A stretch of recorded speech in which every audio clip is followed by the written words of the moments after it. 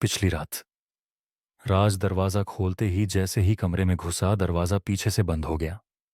उसने तुरंत मुड़कर दरवाजा खींचा, लेकिन अब वो अंदर से भी नहीं खुल रहा था।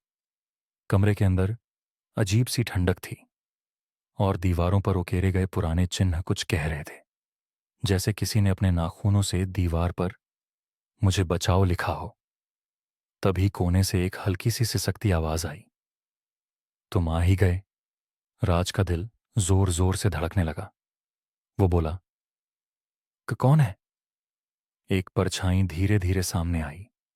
एक लड़की, सफेद लिबास में, बिखरे बाल।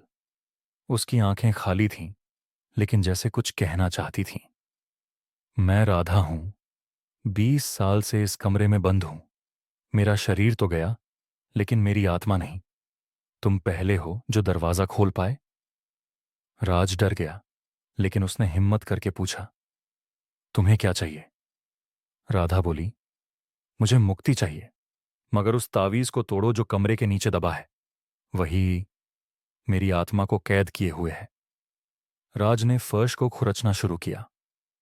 कुछ ही देर में मिट्टी हटने लगी और एक काले रंग का तावीज दिखा। जैसे ही उसने उसे हाथ लगाया, कमरे में भयानक चीख गूंजी।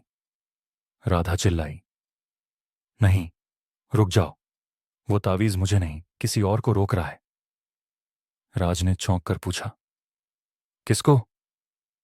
राधा ने डरते हुए पीछे देखा और बोली, जिसने मुझे मारा था वो अब तक इसी कमरे में छुपा है।